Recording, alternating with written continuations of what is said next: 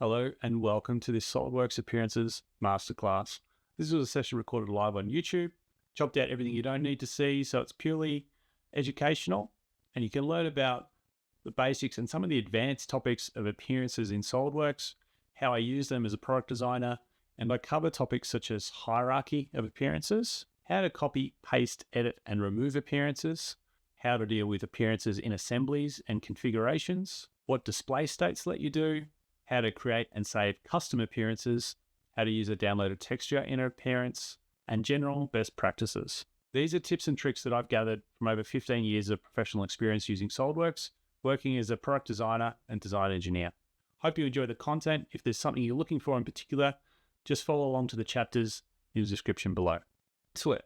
Now, the very first thing we need to start with is explaining how the hierarchy works in SolidWorks appearances. So to do that, we are in right now an assembly. I have all these parts in folders. It's just a nice clean assembly. And let's just look at one of these parts. I'm just going to isolate this part on the back. So we're only looking at one part. And now if I click on any face of this part, I get this little pop-up window that comes up. Now, if the pop-up doesn't come up for you, you can also right click. That'll do the same thing. It'll give you a larger menu. What we're looking at here is we're looking for the little ball with a pencil icon. That is the Appearances tab. And then when I click on this drop down here, this shows me the hierarchy of appearances that are applied to my selection. In this case, we've selected a face here, the blue element of this part. And you can see there's no material applied to the face. So we can see that is this second line here. The line above that is the assembly. When you're in an assembly mode, you can apply a material to that part in the context of that assembly only, and it will override all the other appearances. So what we're looking at with this hierarchy here, there's 5 levels.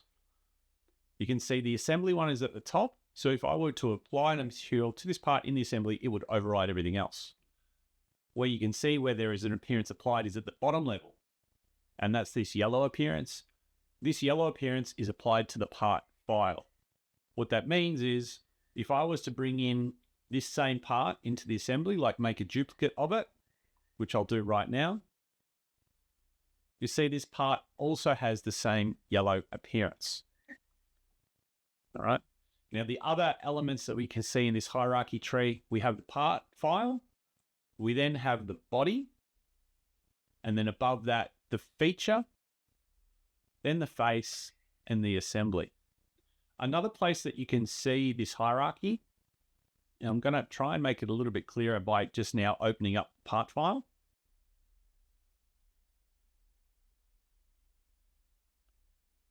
Is when we edit an appearance, and we get the appearance manager on the left, open up. You can see this box here where it says selected geometry. And at the moment, we've selected parts. So if we're to select the color red, we have this current part selected. It's going to apply that material. Now, we'll come back to how to apply them shortly. Cancel that and just jump back into the assembly. So we have faces, we have features, we have bodies, parts, and components. So override rules. Well, let's jump back into the part file and let's just apply a couple of appearances to this part file. So I typically use my appearances tab on the right of the screen, appearances seen and decals. And if I am doing something where I'm applying appearances, I'm going to pin this. So that keeps it there. So even if I click off appearances, that window stays open. Now you can stretch it out if you want to see more appearances at the same time. You can basically customize it how you like. This is a similar view to what you might get for materials library inside Keyshot and other rendering software. Now, we currently have a yellow appearance applied to the part. The other place you can see, or where you can see what appearances are currently applied to your file, is up here where you can see Feature Manager Design Tree. If you go across to the right side, the display manager. You can click then on the view appearances button, and that's going to show you all the appearances that are currently active in your tree. And you can sort them by history, alphabetical, or hierarchy. We might put it on hierarchy for now to help us out. Now, what you can notice is the name of the color does not reflect its actual color. And that's because I used a dark gray as the original appearance I dragged on, and then I edited the color itself, but I never changed the name or saved as a new appearance. I'll show you how to do that later. We'll keep this applied for now. So how do we apply an appearance? Well, we can browse to our appearances folder on the right, where we've got all the different types that are inbuilt to SolidWorks: plastic, metal, painted, rubber, glass, and a few others. We'll just stick with the basics in plastic. And I'm going to pick a medium gloss, and I'm going to just pick a different color compared to the yellow for a bit of contrast. So I'm going to grab the red appearance and click and drag into my viewport, and I've just dragged it onto this top face. Now, when I let go of the mouse button, it's going to give me this slider option, and this gives you a preview of what adding that appearance to that level of your selection, whatever it is to select, how it will look at the end. So remember, our yellow appearance was added to our part file. So if I override it with the red, that's going to change it. There's one solid body here. So if I add the red to the solid body, that's going to override the yellow.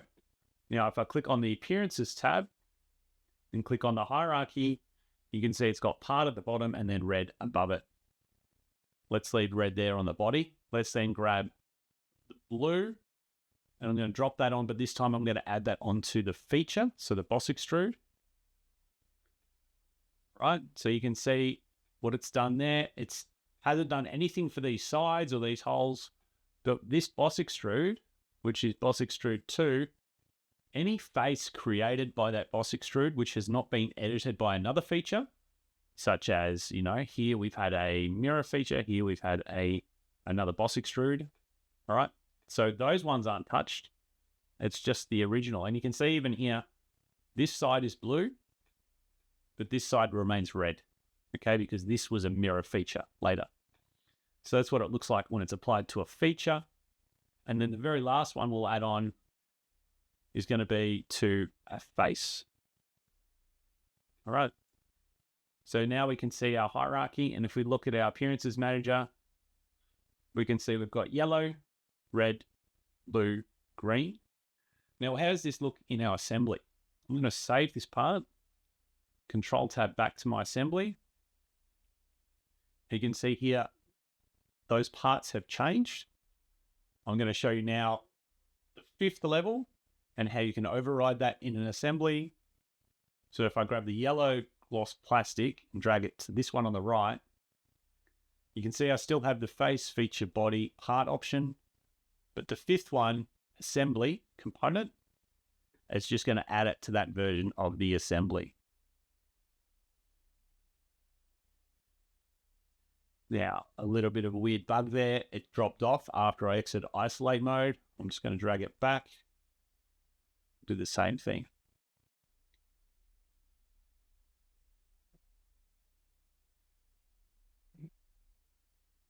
All right, so same parts, different hierarchy levels, and different rules apply to them.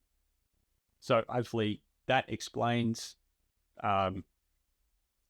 very simply how you can click and drag and apply materials and why they might look different depending on what your selection was when you put something on. Okay, apply to material. Now, next we're going to go through copy-paste appearances and the different options there. So let's just remove the face one. So how to remove an appearance, there's a couple of ways of doing it. To show you, I'm just going to apply that same material to a couple of faces. So I've now got it onto 3 faces. So to remove the material, I can just left click on this display or on this, left click on the green face go to appearances, and I can see all my options here. If I click the cross, it's going to remove it from that face, from that selection. Similar thing here. If I click on the blue, click remove, it's going to remove the blue from that entire feature. If I want to remove the color green from every selection, then I want to go over here to appearances, right click on the green and remove. And that's going to remove it from every place that exists. Sometimes you might have, let's say, green faces applied to, in this case, I select tangency, and I can right click and add appearance to selections. I've got that green applied to, a large number of faces. I don't want to have to go through and delete them one by one. It's going to take me quite a while. Instead, I can right click here and go remove. It's going to remove them all in one go. So now a little bit about copying appearances, which is one of the questions from the community. If you want to copy an appearance and apply it somewhere else, all you have to do is select the face and then go to your shortcuts here, and you can see next to the appearances icon, there's another icon that is copy appearance. When you copy appearance, it's only going to select the top level in the hierarchy. So when I select this face, which was green, and I press copy appearance, it's going to copy the current appearance that you can see. Now, if I want to paste the appearance, if I just change to a different view, let's say I want to paste the appearance to this face, I'm going to select the face and then go paste. Now, when I paste, I actually get the chance to change the selection or the level that that appearance is going to be applied to. So it could be applied to the face, could be applied to the feature, the body, or the part. In this instance, I might select the feature, all right? And then it's applied to that whole feature. So this is a way where, let's say, these inside faces here, let's say I wanted all of these faces to be green. I can right-click, select tangency. So it's going to select the tangent faces. I can then right-click again and press paste. And it's going to paste it to all of those faces. So that is one key difference. If you have only one selection and you go paste, then you can select the level. If you have multiple selections and you go paste, it's automatically going to apply it to all of those selections as a face selection. Common mistakes that can happen when you're doing this, just not being aware of where you're at with your different selections, okay, and which appearance you're copying. Remember, you're always copying the appearance that you can see. So the blue here is applied to the feature. If I copy that and select the face here and go face, it's just going to apply it to the face. It's not going to apply it to the feature. You would need to specifically select another feature or body or part if you want it applied to those levels. Now let's go through this example here. And I'm going to select all of these elements and apply the blue. All right, and so now if we have a look at our appearances hierarchies, we can see that we've got multiple sections where we've got the same blue material. So we've got blue applied to part, blue to the bodies, blue to the features, blue to this face. So this will take us into the next step with editing the appearances. What do you think is going to happen if I edit one of those? Let's try and just edit this middle one here. So I'm going to right click and go edit appearance. So this is the blue that's applied to this feature. And it says here in our selection, it's just to that Boss Extrude 2. I'm going to pick the pink color. So even though the name says blue medium gloss plastic, you can just change the color to whatever suits. Press pink, press OK. And it's only edited that one, what am I going to say? That one copy don't know the exact term here. That one instance, okay? There was 4 instances of the blue. It's only edited one of them, which is not ideal if you're trying to edit everything at the same time. If you're trying to make the whole part the same color, it's not a good idea to try and go around and select and paste on all the faces. Your best method to do that would be remove the appearances that are at upper levels and just apply one to the part or the body. A quick little thing you may have missed there. So I'm going to show you just one other trick on copying and pasting. Let me put a red back on this bottom face here. So I've just clicked and dragged the red onto that face. If I now click another face and go paste, it's going to paste the last used appearance. Face. Okay. I was trying to think earlier of the different times when I would use appearances in SolidWorks. And I think I came back to there'd be 4 different faces or reasons why I would use appearances. The first one is when I'm editing files so that I can differentiate between different faces or bodies or certain features that I might be working on.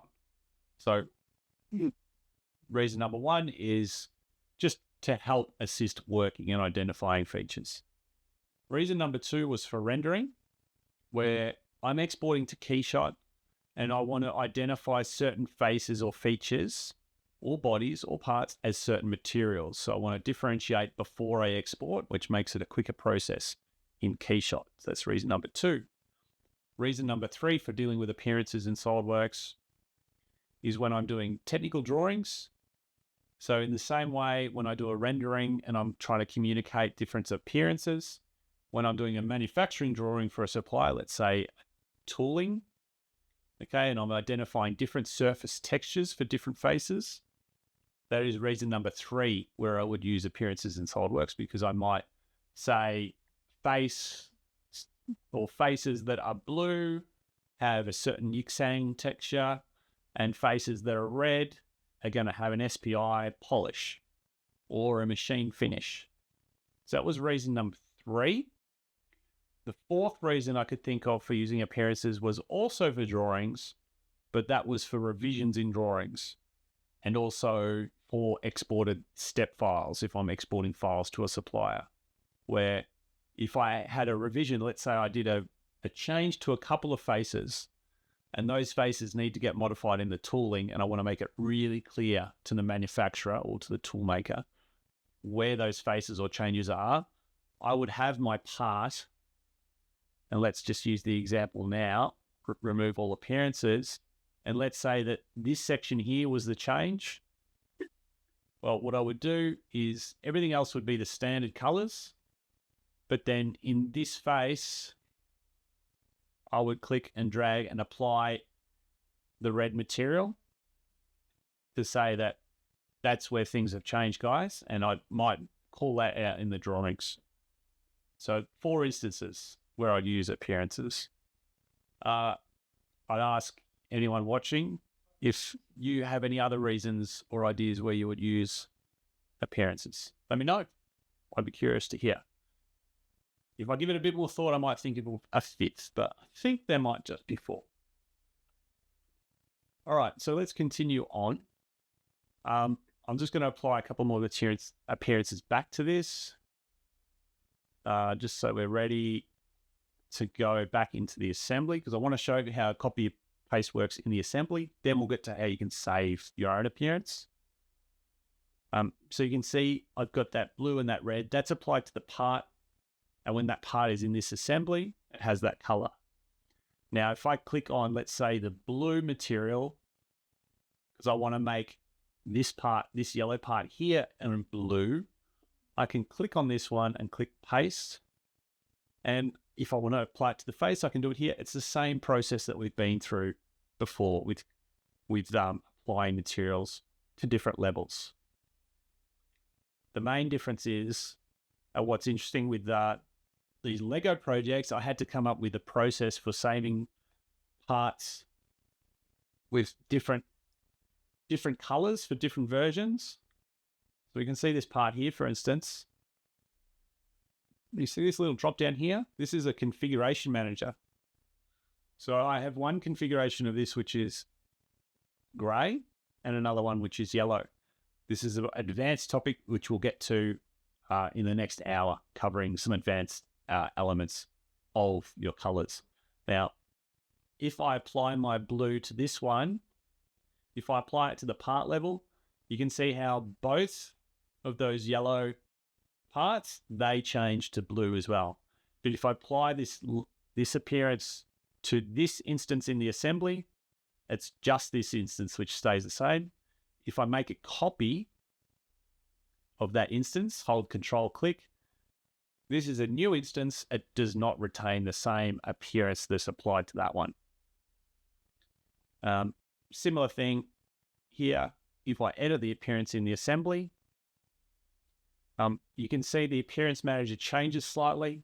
So it says selected geometry, and let's apply at a component level, which means I can apply this blue to any component, but the original files, like the original part files, if I open them up, they'll be the original color. If I want to apply a material in the assembly, but to a different level, I have to tick this box here, apply to part document level.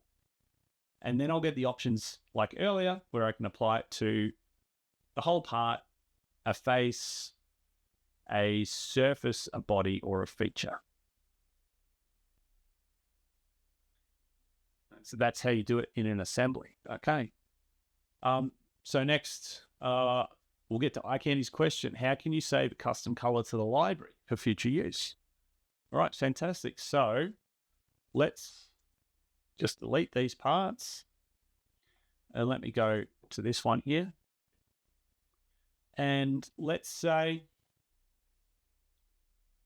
I will show you one trick first, how to remove all the appearances. And when you're doing this, I want to give you the warning. All right, if you're in a part file and you right click and you go to appearances here, remove all part appearances, this box here, it's going to remove everything from that file. So it just goes back to the default gray. Right, let's get to the question now. How do you save your own appearance? I'm going to do it in a part file. I'm going to do it in this part file. Remove all appearances. And what I'm going to do is apply the yellow. But let's suggest here I want it to be a custom yellow. Now, one of the things I've noticed with Lego in particular is that they have quite specific colors. Okay. Now, I'm using quite a few different references as I'm developing. Right now, today, here is the rebrickable.com/colors for Lego. And this shows you an image of the part, like an example part, the ID, the name of the color, and the RGB code. RGB code, I don't think that's exactly an RGB code because RGB is usually numbers. I actually think that might be a hex code. Let's test it. Can we test it? Hex code. Yeah. Okay, so it shouldn't say RGB, it should say hex. Now, this hex code, this translator is turning the hex code into RGB for us. So the RGB is 114.14.15. The part that I'm working on here is a yellow Lego part. I've just used the standard yellow appearance, but it's probably not the exact right tone, the exact right color. So we'll scroll down now for the yellow. We'll find the code. See, there's so many different types of yellow. I thought it might be more specific, but it seems like it's just this one here. And this is the hex code. Now, the reason I was changing to RGB is I think SolidWorks doesn't use hex codes, but let's check. So we're going to go on this appearance and we're going to click here to edit appearance. And on the left of the screen, you can see our selections. So we're working with a medium gloss plastic. We can see the color and we can see the codes. Now there's a few ways that I can customize my appearance here with the selection. You can use the eyedropper to go to anything active in your window, but also anything active, like it can be outside SolidWorks.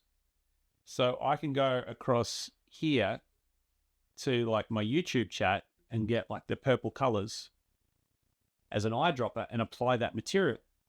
This also means if I just put this window off to the side, all right, I can use the eyedropper here and go across and get the yellow from that dropper. All right, so I've just selected this color here. Now, how the colors work on a screen, converting to RGB, I don't know how accurate that is. Let's just do a little test here and see if this brings us up, what color this brings up. And hey, it actually looks really accurate. So we've put in the hex color code and it tells us the RGB, 242.205.55. Those are the colors we get. So that was actually, yeah, very quick. So that's now custom color. Nothing is saved until we press the tick. So if I press the cross here, it's just going to go back to what it was. So let's press the tick. Okay, that's applied the appearance. I'm going to save that file. I just don't want to lose it. All right, we've picked our custom color. We now want to add, there's a few different things we can do. We're in the basic tools. We can add this color to a swatch. So we see the swatch here, very standard. No one ever changes that. You can change, or you can add, I believe, a new swatch. So I'm going to name this one Lego colors. All right. And I'm going to press add to swatch, and it's just added this color across. That's okay. Now, all right, this is interesting. Do not have appropriate file permissions to save a color swatch to this location. Please choose another location. You can set the location. SolidWorks will search for color swatch files using tools, options, file locations. All right. What that means is where my files are saved are somewhere on my computer where I do not have admin rights, even though I'm an admin on the computer. Let's go through and fix that right now. Tools, options, file locations, show folders, color swatches. All right, I'm going to add a new folder for color swatches. I'm going to put it in my fully defined files, or actually I'm going to put it into my personal drive. And I have a SolidWorks folder. I'm going to make a folder here that is color swatches. And I'm going to select that folder. I'm going to move that folder up and press OK. Let's try that again. So now I've created a custom folder. Let me go and make my Lego colors swatch in that folder. Let's apply or add the yellow color. Let's press the tick. And now I don't get any error. So I'd say that's worked. We will save, close the files, open it up and see if we can access it again later. But that's just a swatch. I'm not sure if it's specifically added the appearance. I think that is just the color. Right, we want to get to where we can save the appearance so we can use it again another time in maybe a more specific way. And I think we get to do that when we click on the advanced option. Okay, so when you click on the advanced tab, there are a lot more tools to play with when you're dealing with the appearances. Let me just move my head. So now you can actually see the appearance path. This is where the original appearance comes from, the yellow medium gloss. So it's obviously my C drive, SolidWorks folder, SolidWorks/data/graphics/materials/plastic. In that folder, you would find all your material files. Sorry, all your appearance files at the .p2m file. If I want to save this as a custom one, what I want to do is press Save Appearance and then do the same thing. But you can see here, it hasn't automatically taken me to the right folder. It's a bit annoying. So let me browse.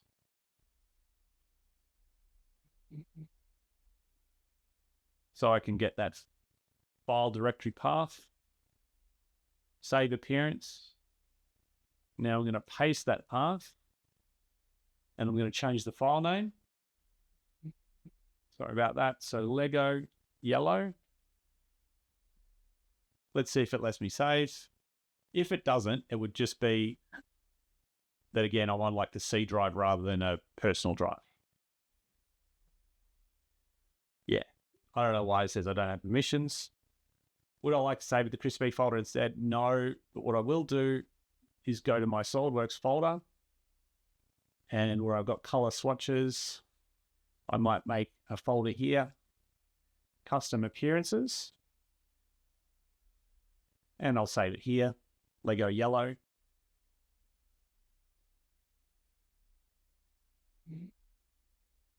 It's given me a warning that the folder is a new folder. It's not visible in the appearances folder. Do you wish to make it visible? Yes. Press OK. And now we have a new folder in our appearances tab on the side of the screen. Custom appearances. And you can see there, Lego yellow. Dennis, I think there's a quick comment there, adjust the shine.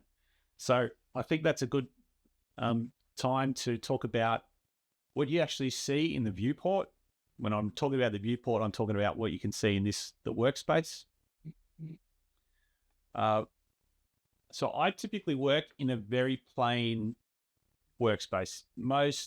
If you've seen anyone watching the stream or watching the replay, if you've seen most of my videos, you'll notice I always typically have a white background without the gradient. And I'm generally working with just default parts without any materials applied. Let me see if I can open something that's pretty basic. Yeah, let's look at something like this. So a lot of the time, this is a little jig. I've been for a tool for something else I was doing. This is actually someone else's file, funnily enough. That's why it's got the gradient background. Okay, they started it. But I would always go to my display or apply scenes, and I would change my background to plain white. I just actually like the lighting. It's a little bit brighter. All right, in some cases, maybe not. The other reason that I really like the plain white is because I do a lot of screenshots. So I'll very often use my snipping tool in SolidWorks, and I'll grab it here, and I'll grab a new, and I'll grab a screenshot. Every screenshot I take is saved to a folder automatically. And usually I'm pasting my screenshots in a document, Google Doc, or otherwise to communicate something. And so screenshot, Alt-Tab to go to the document, paste, and now even in Google Docs or Google Slides, they have background removers. Okay, it used to be you have to go into Photoshop, you have to have a separate app. Now it's just built in. So you can go take your screenshot, go to a Google Slides. Let me just open one up. I'll show you exactly how I do it. Here is a project that will be on a later stream another time. But just let's have a new slide here. All right, so I've got this file. I'm going to paste it into my, just a Google Slides file. I've got the option here to edit image and remove background. And it just takes away all the white, just like that. So it's been very handy for even now when I do like thumbnails. All right, you might have a really complicated shape like this. What I can do in Photoshop, and I do thumbnails in Photoshop, but I just take a screenshot of that. I can go into Google Slides here. I can paste it. I can go remove background. And it normally does a pretty good job. Where it's not perfect is when you have gradients in the backgrounds, which is some of these images here. And that's why I try and avoid having like a gradient here. It's probably still going to be okay, but even if I don't remove the background and I've got white, normally I've got a white background slide, it's very easy to paste and go. So another little tip for you there. All right, so I wanted to talk about how the screen looks and how I work. And everyone can work in different ways. It's really whatever's going to help you understand your model, see things the best. I do change from time to time, but generally I have all my different view options here turned off. So I have plain white background, so scene. And then here for view settings, you have real view graphics, shaded, or shadows in shaded mode, ambient occlusion, perspective, and cartoon. So let's just have a look at what each of those ones does. These are quite handy, again, just for screenshots. Like if you apply your appearances to your model and then you want to communicate it quickly to someone without spending time going out and doing rendering, you can use these tools. So real view graphics first. There's not much difference in this file because most of these parts just have very basic appearances applied. But let's see what happens if we use a different appearance. So I'm going to go to plastic. I'm going to go to patterned. And I'm going to go to the blue nailed plastic, or let's use the dimpled one. I'm going to click and drag and apply that to this part. You can see now those dimples are showing up. If I turn real view graphics off, it just goes to a plain blue. All right. The rest of the parts, there's not much you can notice different, but like the material I've applied to these wheels, for instance, if we have a look, I think it's just going to say it's a basic black. I've actually got multiple appearances on that tire, but we can apply something that's a bit more realistic. Like this gloss here, this very high gloss is not very realistic of this part at all because it is a rubber part. So if I go to my appearances, I can see, okay, there's only one color in there, but let's just remove that. Now it's removing it from all the faces. You can see what happened there. Let's go to rubber. So it's actually not under plastic. It's under its own section, rubber. You can see there's matte, gloss, and texture. There's one that is tire tread. If we had a flat tire, we would use that, but let's not do that one. Let's try textured rubber. It's a bit odd. Yeah, I don't think I'll like that too much. I would normally use a rubber like a matte or a gloss. In this one, I think it's a gloss. Now, it still has some shininess to it, but it's much more like a rubber material with a smooth finish rather than a plastic material with a very high gloss, high reflection level. So if we go high gloss here, you can see those highlights get even brighter. But on the rubber, they're a bit more subdued. Okay, a little bit more realistic. All right, let's go back to the assembly. Okay, so the dimples, right, that's that's what the real view appearances can do. It's probably also quite good for the metals. So if we had some metal, let's apply like a polished steel over this side and a brushed steel on this side. You can clearly see the difference between those two. Might be a bit hard on the replay screen, but you get the polished versus the brushed. But if I turn off real view graphics, they'll both just look like a gray color.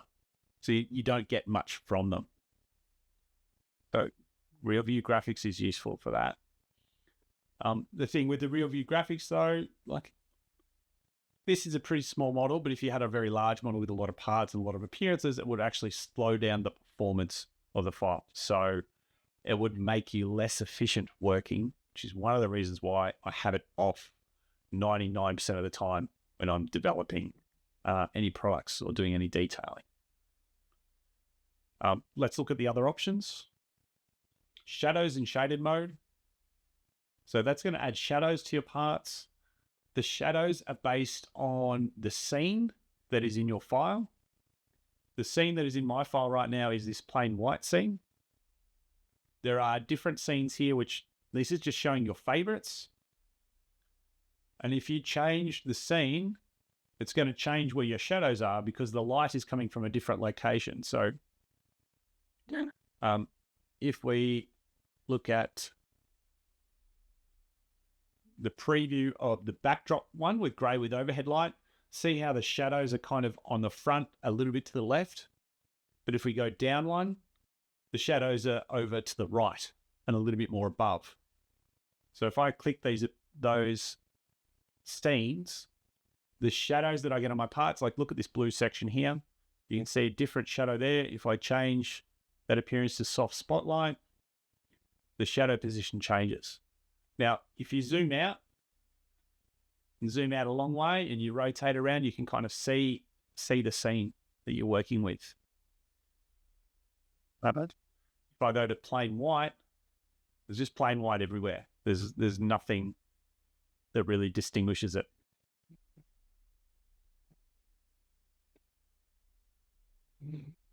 All right. So we're in urban background right now. So let's see. That's shadows in shaded mode and real view graphics. I'll come back to this one because we'll spend a little bit more time on that soon. So we get the shadows here on our top plane. All right. Well, not quite actually. We're just getting the shadows, where our wheels are. But if we change to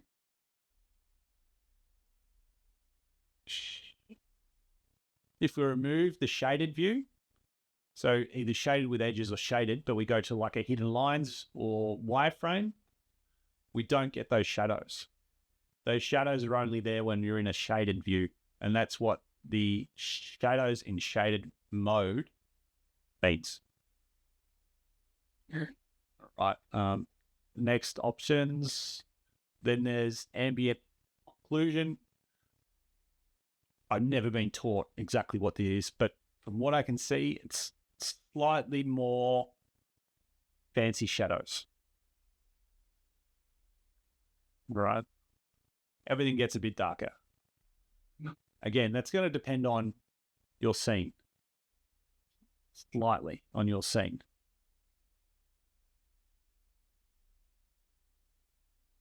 Right. But not really one that I work with often at all. Darkens everything. So I'll keep that off. Then we have perspective. Perspective I use regularly if I'm doing screenshots that I want to be slightly more realistic. Again, I'm not doing the rendering. I'm just doing quick screenshots. I could use the perspective mode.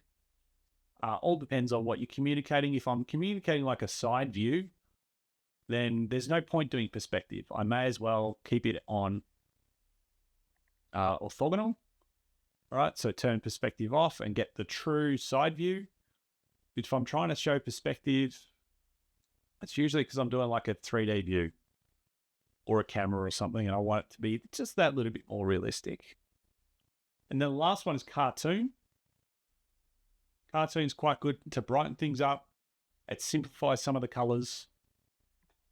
You can still have it combined with real view graphics. So you can still see the dimples on this part. You turn it off, it just simplifies again. So I quite like Cartoon just for a different style for communicating. But yeah, again, they're all options, but very quick to turn on and off, which is why they're attractive to use.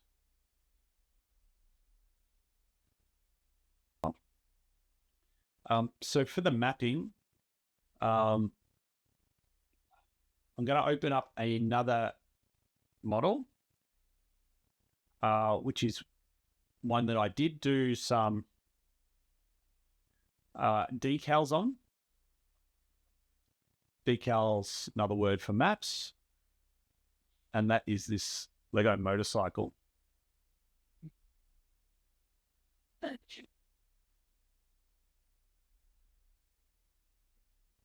So on this motorcycle, there are a couple of parts which have stickers.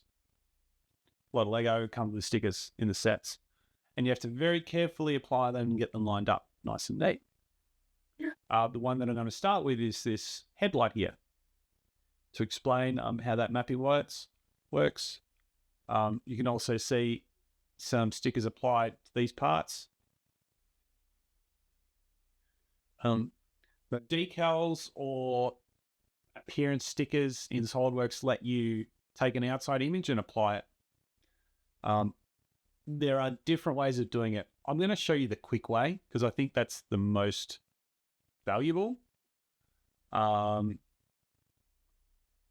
think it's the most commonly used as well. And that's it's through the idea of when you're in SolidWorks, okay, you're applying a decal or a sticker or a label or something. It's really just for communication. The real file is going to be printed off, from Adobe Illustrator or PDF or something else. You're not doing anything with that in SolidWorks. Or if you're doing a proper rendering, you might apply the label in there or to the other file in Keyshot, etc. So you normally don't need something super high resolution inside SolidWorks. That's why I think just quick and dirty for your appearances for a decal or a sticker is suitable. So I'm going to open up this part. I'm going to teach you quickly about decals and stickers.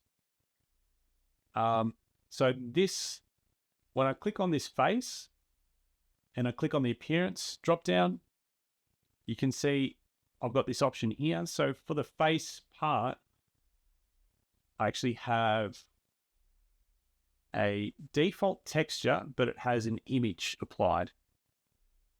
So that's the image file path. And you can see the image here. It's headlightgraphic.png. That is the file that I'd already created and imported onto this face. So all I'm going to do is remove this appearance. So you can remove it. You can even copy it. So I can copy that appearance. And let's say I want to put it on the back. I can paste it onto this face. I'm going to get that same kind of sticker on this one. So you can copy decals, stickers like that. But I'm going to remove it. And then I'm going to show you how to add it back. Now, when I created this sticker, I very deliberately created a little boss extrude at the same size as the sticker. So 15 millimeters. Let me show you what the file looks like. So the graphics file. So with my Lego projects, I can go to the different websites. I can find the stickers. I can Photoshop, copy, paste, split them up into different files, and then actually put them into the Lego here to make it as accurate as I like.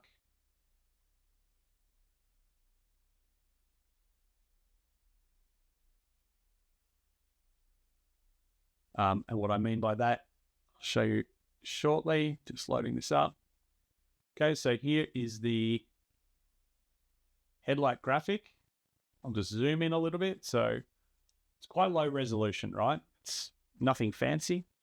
if I really wanted to, I could put it into Photoshop and up the resolution to get a higher quality image. Another example, what I was talking about, where I can get those images is like this is the sticker sheet. These are the stickers that come with this SolidWorks file, but again, online, it's quite low resolution. I think this is where I copied this one from. So I took this file, I trimmed it out, so I've just got this shape. So when I was measuring and getting this file ready to apply, you can notice on this, now let me just do a screenshot of the image.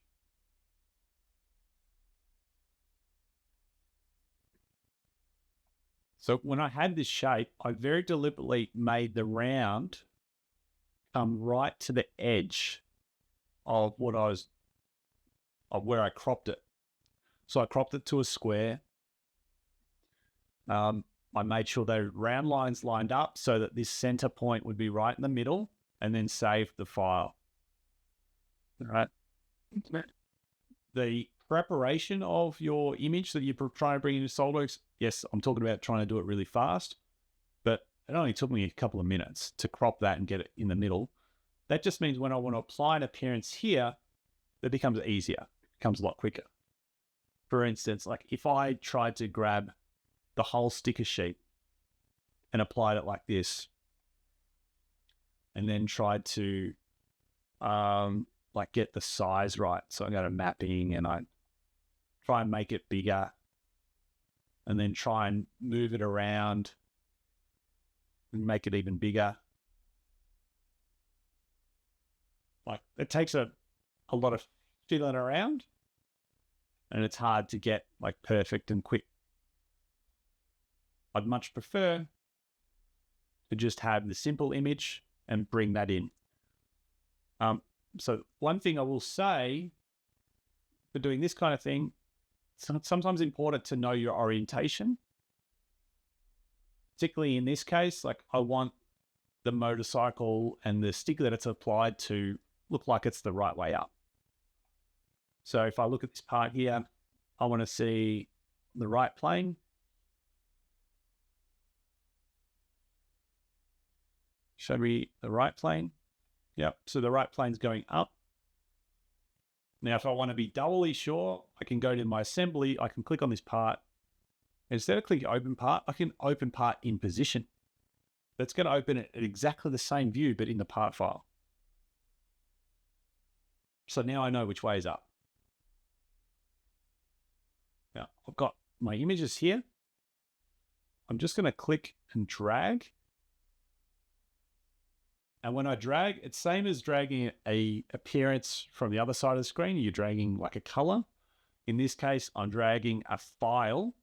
Now, because it's a graphics file, a PNG or a JPEG, I can drop that on that face, and very carefully here, I am dropping it on the face, because if I drop it on the, like, let's say the part, like if you wanted to apply it to the whole part, that's a different process. Slightly different process. There's different mapping. I think mapping is a different subject that's more advanced that I'm not really going to cover in this session today. Pardon me. All right, so I've applied it. SolidWorks automatically resizes it and tiles it to the wrong size. I don't know. It's done like a 3x3 grid.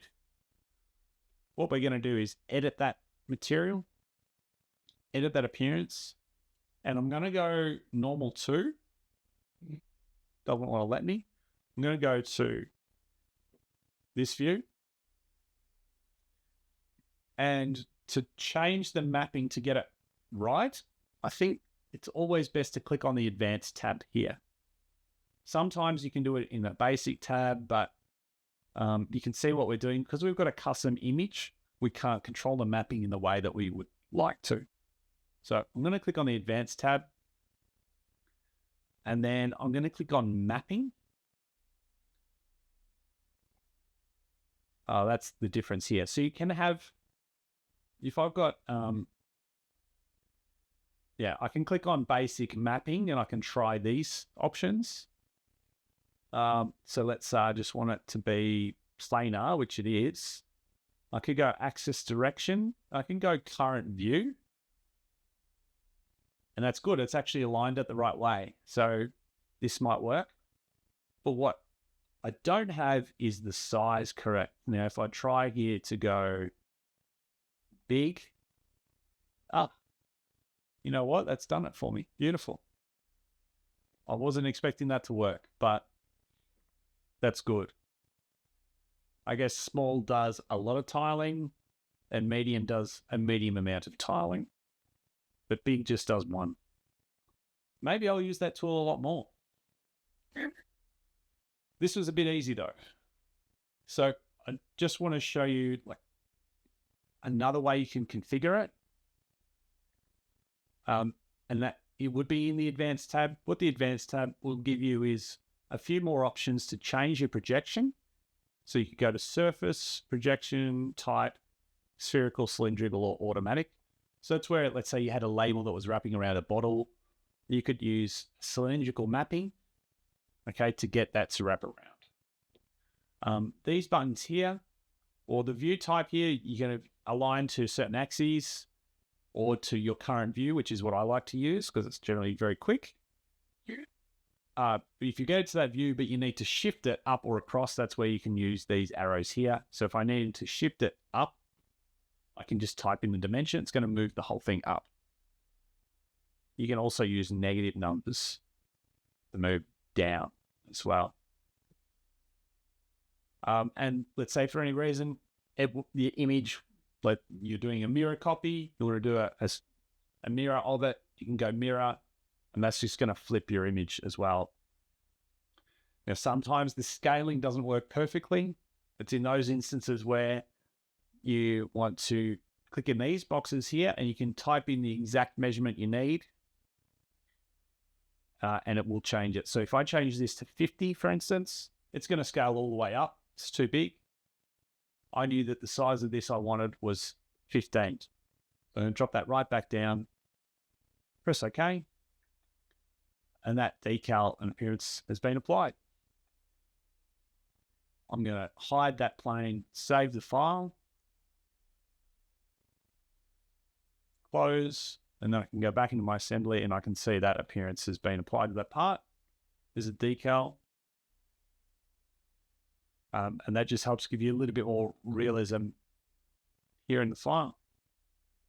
If we talk about some of the best practices with appearances, in my experience, you want to try to add the appearances towards the end.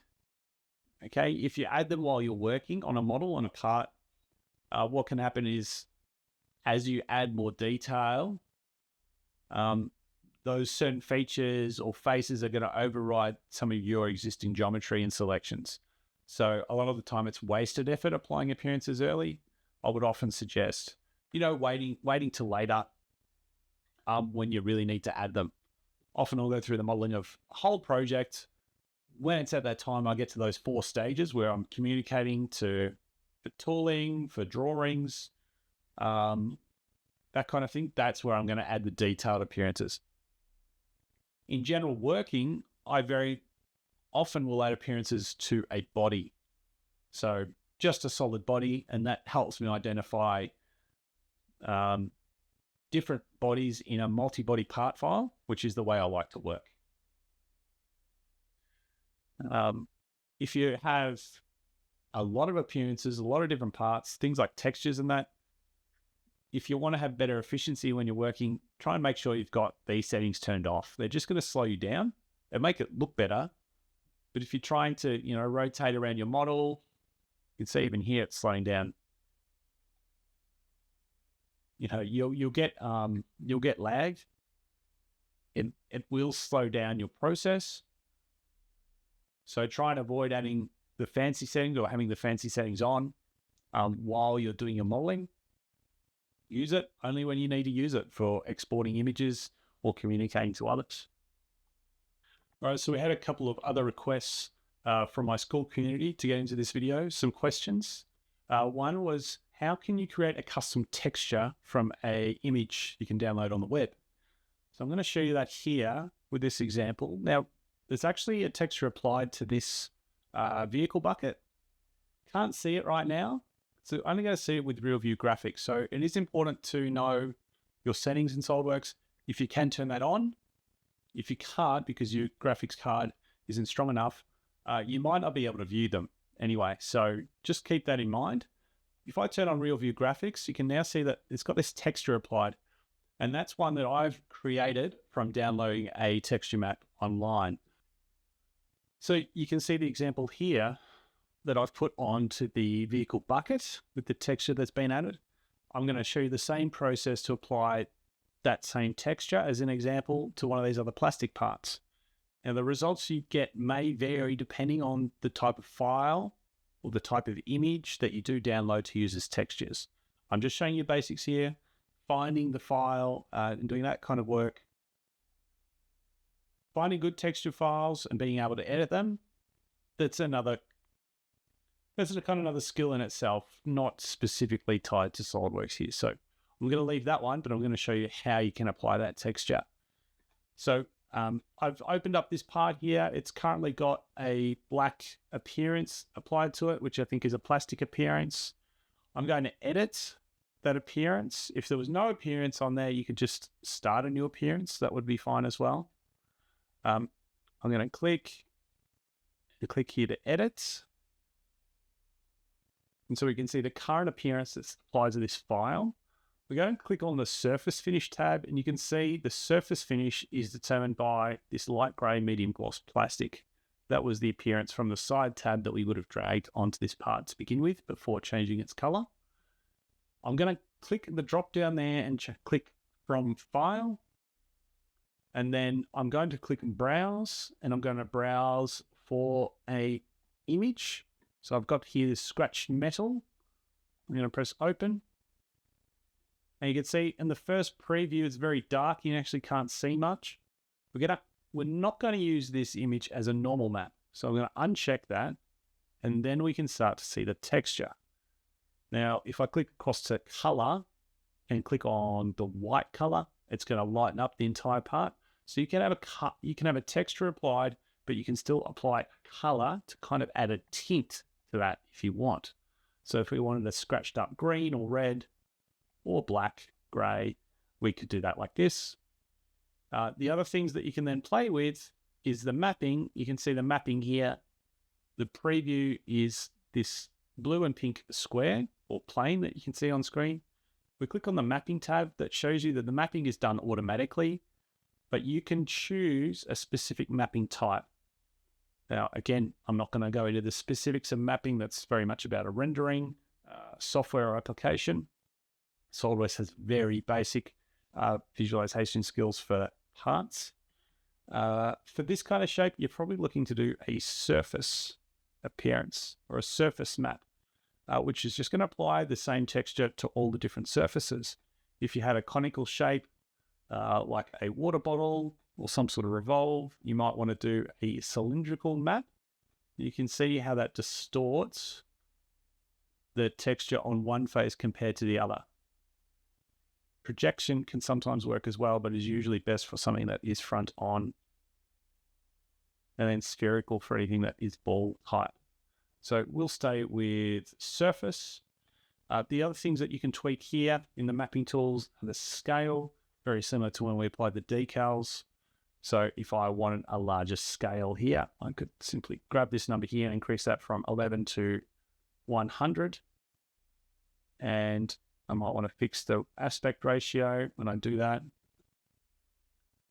All right, that's going to make everything much bigger. Let's get them both to a larger size. Okay, let's say 200. Right, you can see how that really distorts that appearance. And then if you wanted to save the appearance, it's the same as what we've used previously. You can go to color image here, and you can save the appearance as assigned custom. So Dennis from Fully Defined on School, hope that answers your question here. Appearances and colors with configurations and display states. We did do a little bit of that with this model. in a previous video, which is up on YouTube, but I'll go into it again just for those catching this deep dive. So I did explain that for my Lego parts, most of them come with different versions or different colors. Let me remove this one here. I have different colors of the same Lego part. So I might have this part here. It's a Technic beam 1x3 thin. I have a default version, a gray material version, and a yellow version. And how that is controlled is with configurations and display states. Yeah. Let's talk through that. So on our feature manager here on the tree, we click on not on appearances or display manager, but in configuration manager. And here you can see I've got 3 configurations. Let's start with the default one. This is what you would see. Now, display states, which you can see at the bottom, my display states are linked. It doesn't actually mean anything right now. If I go to the motorcycle assembly, I think I've got some display states here. Display states let you save a selection of appearances and views. Views could be like parts either hidden or transparent for quick access. So I don't have to click on 20 different parts and hide them to get to this view. I can just have this view as a display state. So that's these options here to the left of my face on the screen. And you can have display states that have other parts transparent or as different view types. So it can be very handy if you've got a lot of parts, but there's a view you come back to because you're doing a lot of work editing that group of parts. This could save you a lot of time. Now, I didn't want to use this for the Lego parts themselves where I'm making multiple versions of the same part. In my Lego library, I want to have one part file for whatever shape part it is. I don't want to make duplicates for all the different colors. I want to have one file, okay, and then configurations of that file to simplify the database. So that's where the configurations and linking them to a display state works. So we have a default configuration here. Let's say we want to create a green version of this part, but keep the standard gray version. What I'm going to do is right click on the part here. So I'm at the top of the configuration manager. I'm going to click add configuration. I'm going to name it green. I'm going to press OK. And then in this version, I'm going to go to my appearances, find the green, click, and apply it to the part. So it's applied to the whole part file. I can check that by seeing here, and you can see it's applied at the part level. I'm going to save that. Now, if I double click back on default, it takes me back to the default configuration. In this configuration of the file, of the part, it doesn't have that appearance applied. Okay, so that's how I can create multiple versions. Now, I think one of the reasons for that, and I want to check this with a new file, just to make sure everyone's really clear, is when you apply the appearances and apply your configurations, there are sometimes some settings that you may have to treat, or some settings you may have to configure based on your defaults. So let me use this example. My defaults have my display states linked. I'm going to add a configuration, make it red. By red, go back to default, and it's gray. You can make it so that your display states are not linked to configurations.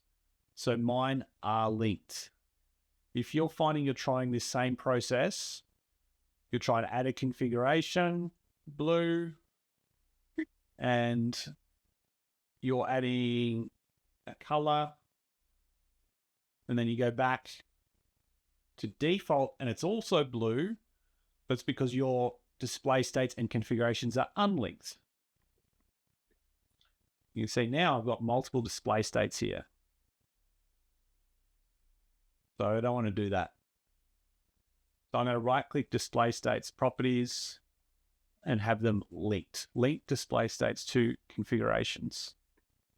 Now, when I go to blue, it's going to be blue.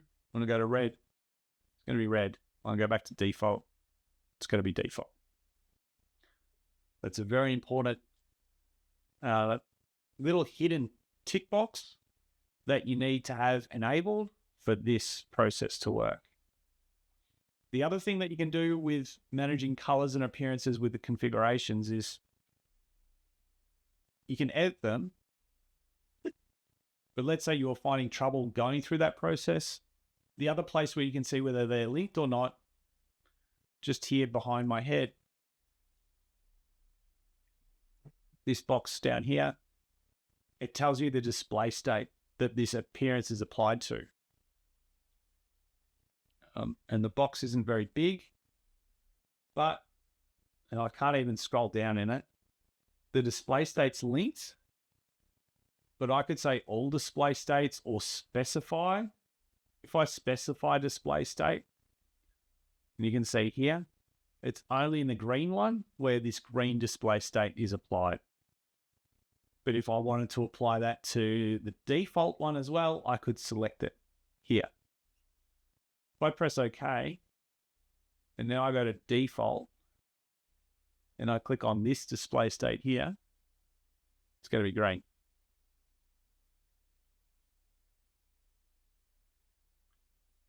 I understand if you're confused. But with a bit of practice, these become very useful tools in different scenarios. All right, default.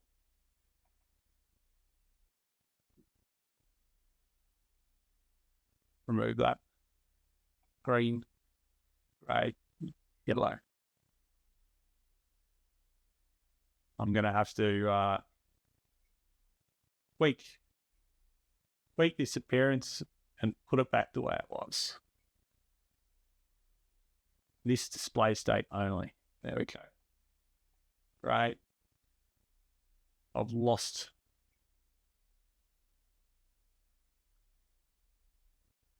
those other settings.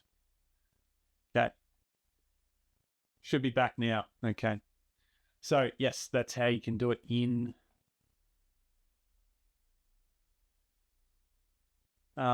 configurations.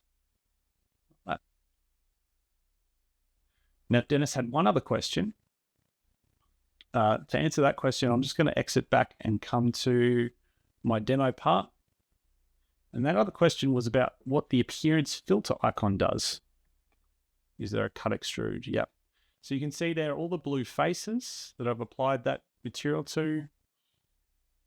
Those faces are, or those blue materials, that's to some features and some faces. Now, the filter appearance icon, the one that pops up, if I'm going to drag or apply material to any of those faces, and I get this window where I can select the face, I can select the feature. So we're going up in our hierarchy, remember? You can go the body, I've got the part, the last one. This appearance filter will apply that appearance to every other face, feature, body, or part that already has that same appearance.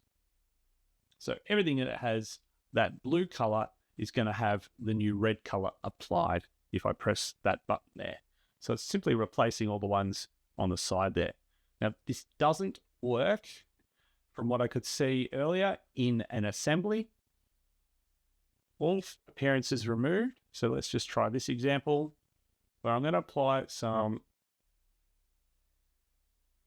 blue to a couple of different parts and apply some red to some other components.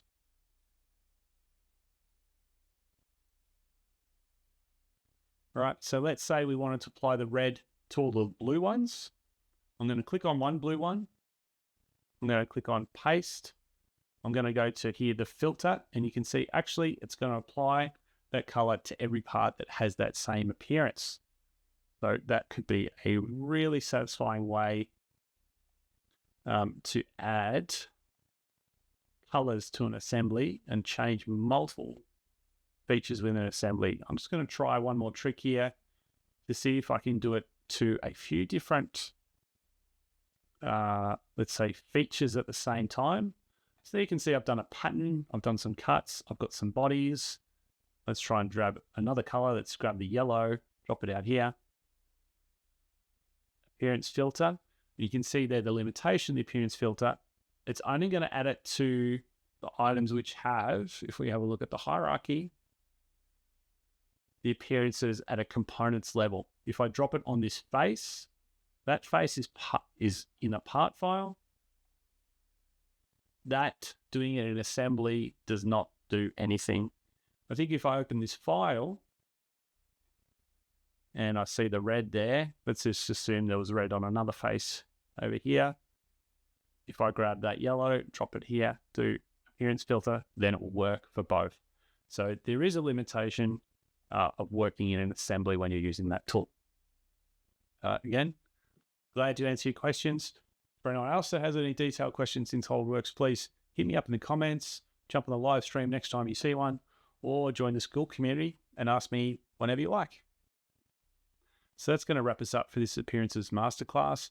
Hope you enjoyed the content here. If you got some value from this and would like to see more, please hit the like button and consider subscribing. I'd really appreciate it. Thanks. See you in the next one.